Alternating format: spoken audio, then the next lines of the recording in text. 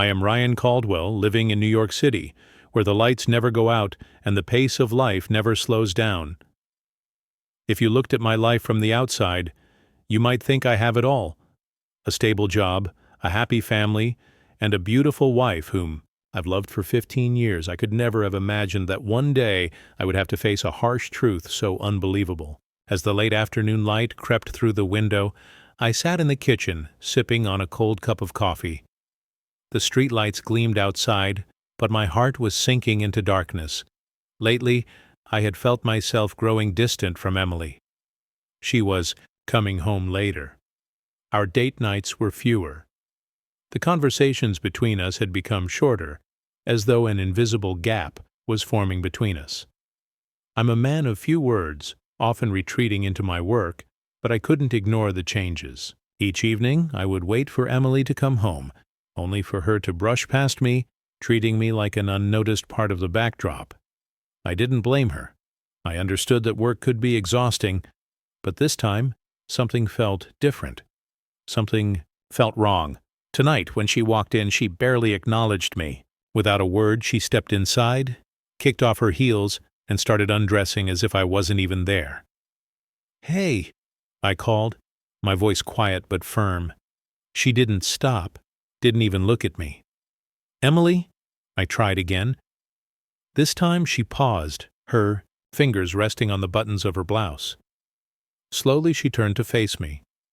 "What?" she asked, her tone neutral, unreadable.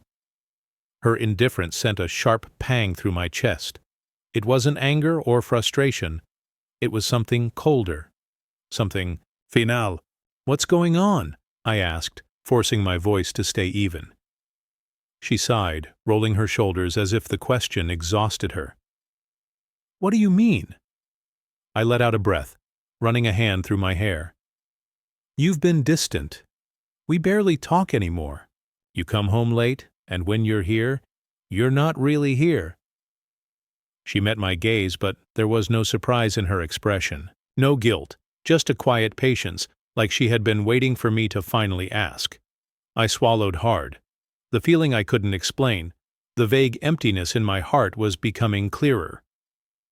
Finally, I couldn't stay silent anymore. I gently set my coffee cup down on the table, my heart heavy like a stone. This was the question I had been avoiding for so long.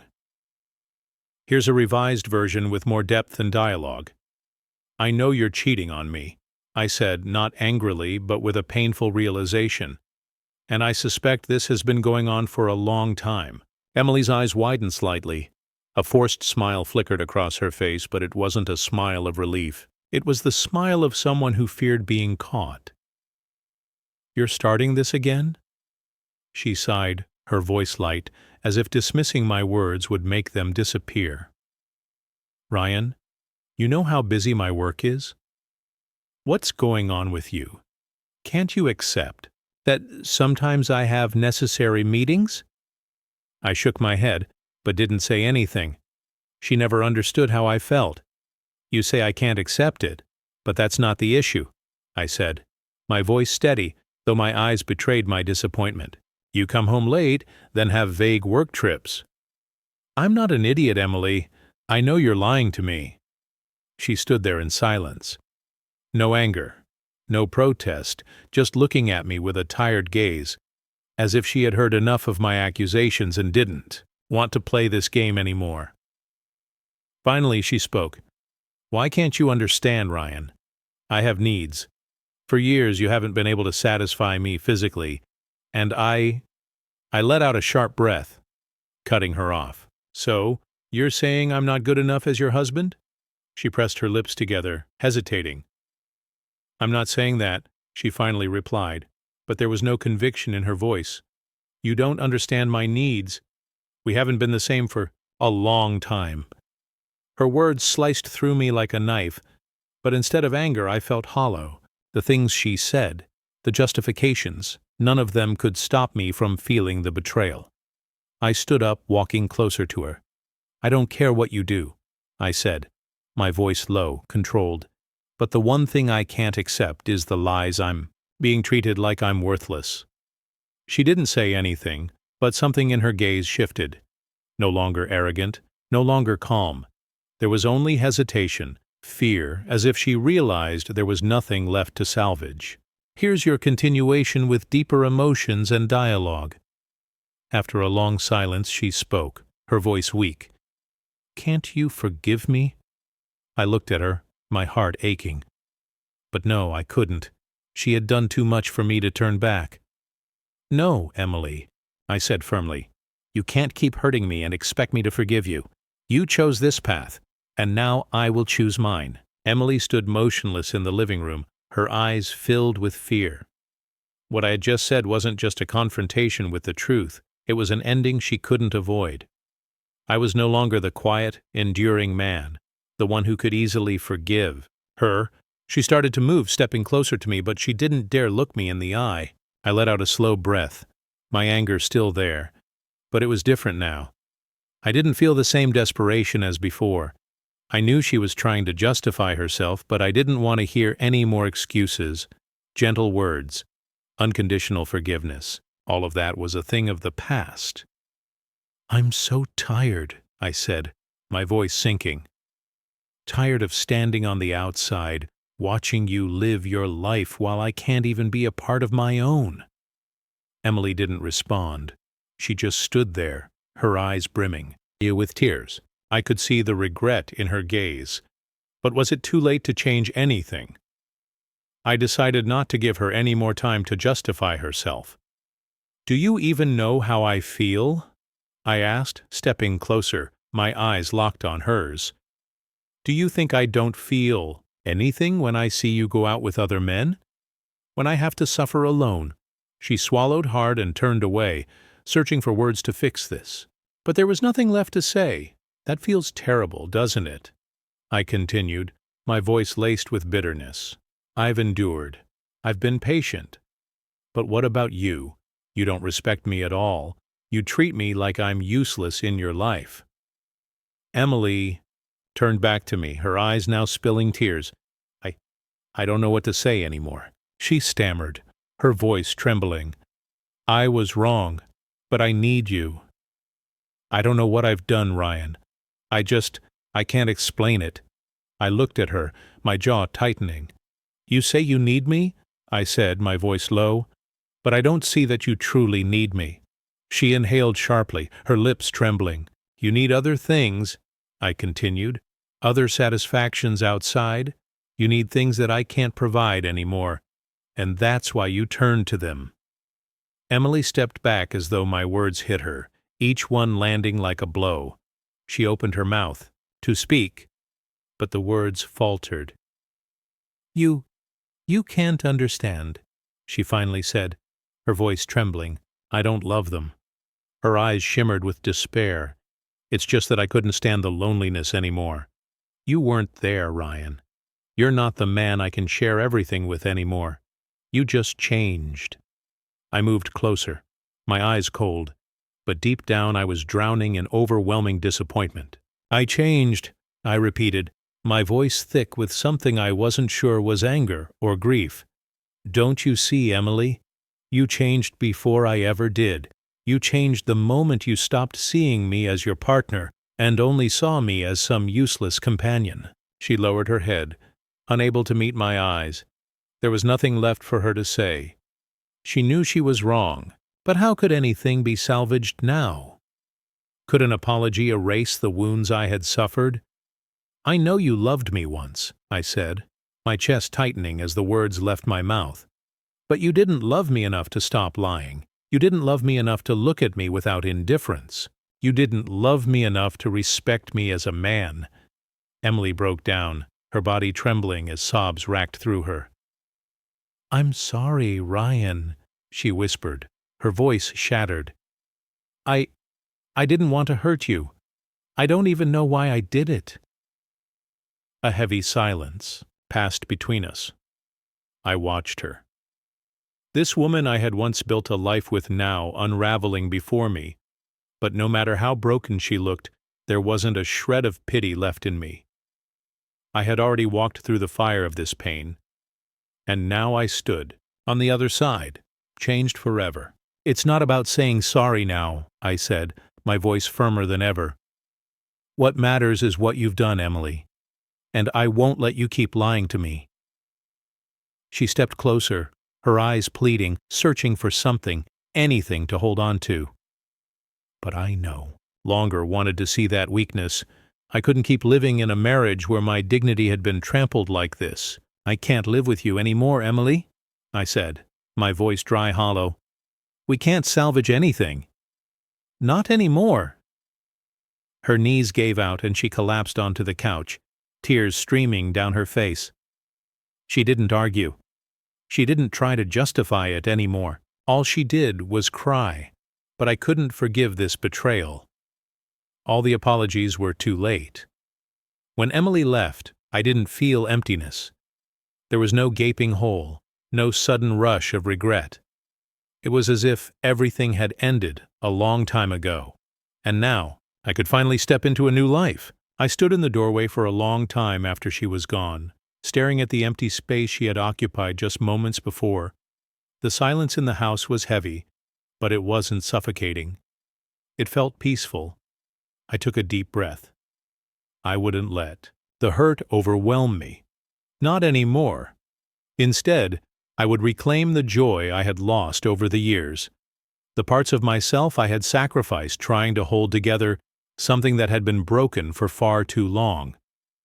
I started small, reading books I had abandoned, going for long walks without the weight of worry pressing on my chest, revisiting hobbies I had once loved. Each passing day, I felt stronger, no longer living under the shadow of betrayal.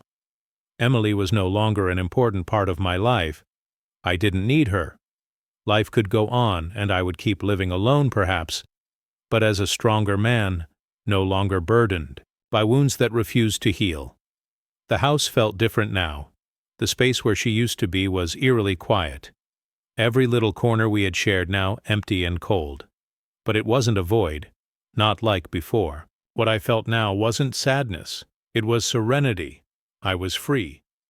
And yet a part of me still harbored something I didn't want to admit. Anger, resentment. It simmered beneath the surface, refusing to fade. I wasn't the kind of person who sought revenge. I had always been quiet, patient, enduring. But this time, I knew I couldn't just sit back and let it all pass. I had to do something. Not to hurt her, but to make her understand the gravity of what she had done. So I started planning. I didn't want to destroy her. No, that wasn't the goal. But I needed her to realize that her actions weren't just a careless mistake. They were a deep, irreparable brokenness that couldn't be mended with simple apologies. I gathered the evidence I had found before, the messages, the phone calls, the meetings. I had stored it all away, but now I brought it back out. I examined every detail, every trace of her betrayal. A part of me wanted her to face it all to see the damage she had caused. And another part, the part one could no longer ignore, wanted Emily to feel what I had felt. The next day, I started watching quietly, carefully. I followed every trace she left behind, every action, every gesture. Emily continued her life as if nothing had happened, still going out with those men, still pretending as though her choices had no consequences. But I knew everything. I knew about David, about Bob, about the other encounters she had tried to keep hidden. And yet, instead of anger, I felt strangely calm. Here's your continuation with deeper emotion and dialogue. I was no longer caught up in the pain. I had everything I needed: evidence, patience, and a plan. One evening, when Emily went out, I decided to take the first step. I followed her. She had no idea I was there, watching from the shadows, keeping my distance, but knowing exactly where she was headed. I knew the place, the faces she would meet, the lies she would tell. It was strange, like watching a game unfold, one where I already knew the outcome, and yet beneath the cold calculation there was something else, a quiet, painful anticipation. What was I waiting for? Some final confirmation? Some excuse to still believe she wasn't as cruel as she had proven herself to be? It didn't matter. I had already decided I wouldn't live in anger or jealousy anymore. I would end this on my terms. That night, when Emily finally returned home, I was ready. I sat in the darkness, waiting. The moment she opened the door, her figure was illuminated by the dim hallway light. She stepped inside, closing the door behind her, and then she froze. She saw me. I stood up, slowly facing her. Her eyes darted around, uncertainty flickering across her face. She swallowed. "Ryan, She hesitated, trying to compose herself. "I didn't think you'd be home so early."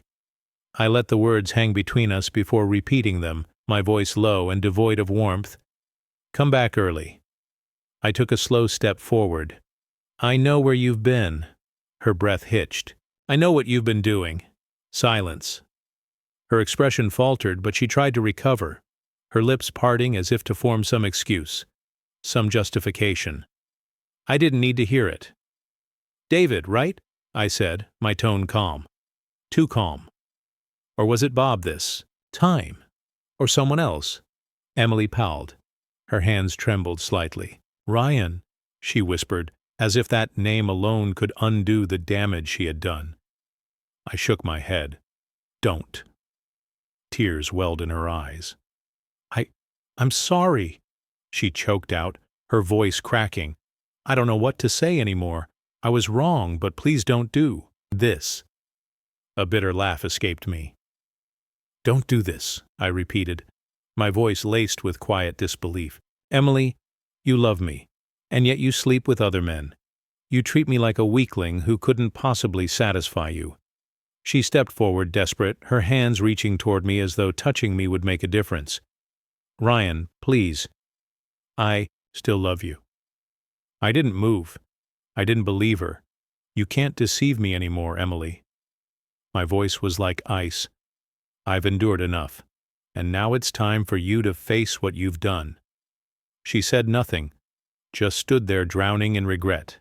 I could see it in her eyes, the guilt, the fear, the silent plea for forgiveness, but I couldn't give her that. I had made my decision. "I don't need you to explain anything," I continued, my voice unwavering. "I already know the truth, and now I'll show you." I turned my laptop toward her, pressing play.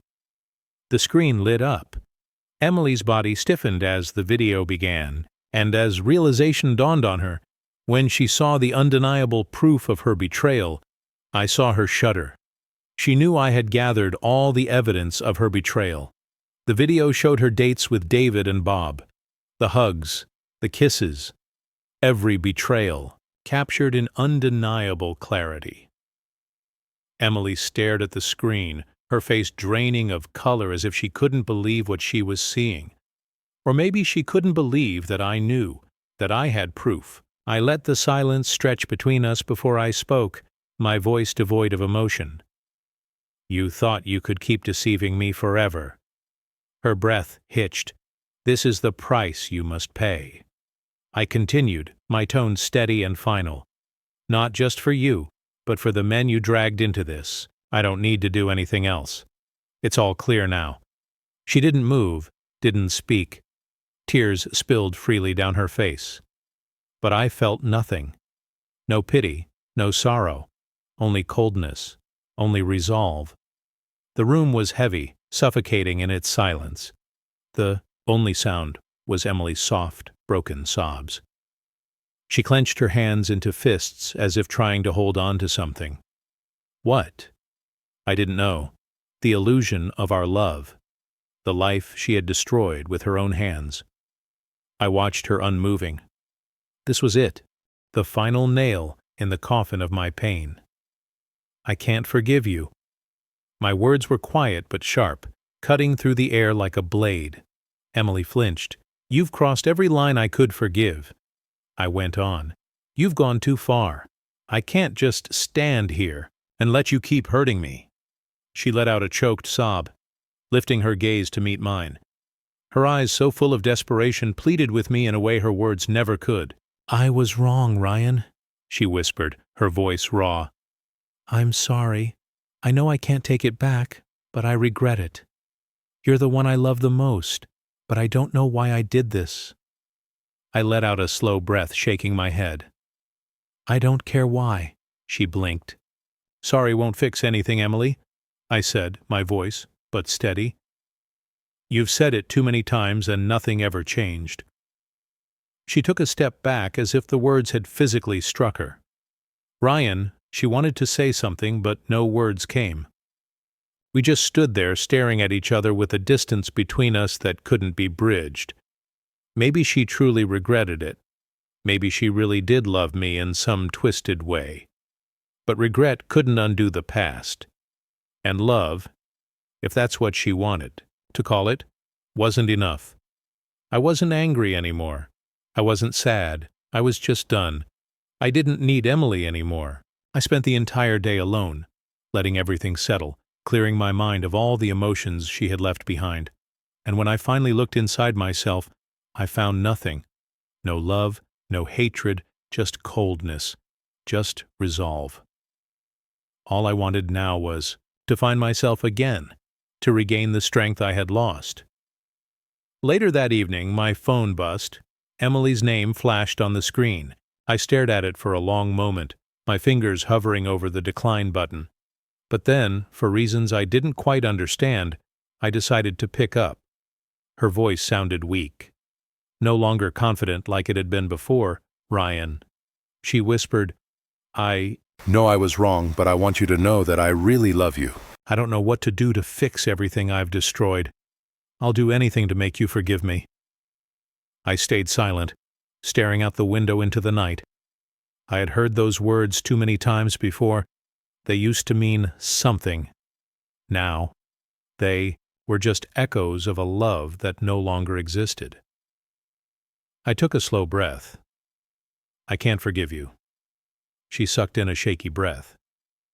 Not because I don't love you anymore, I continued, my voice calm, but firm. But because I can't live in that lie anymore. I've made my decision, Emily. I won't go back. Silence stretched between us, long and heavy. I could hear her breathing on the other end, uneven and full of hesitation. Finally, she spoke.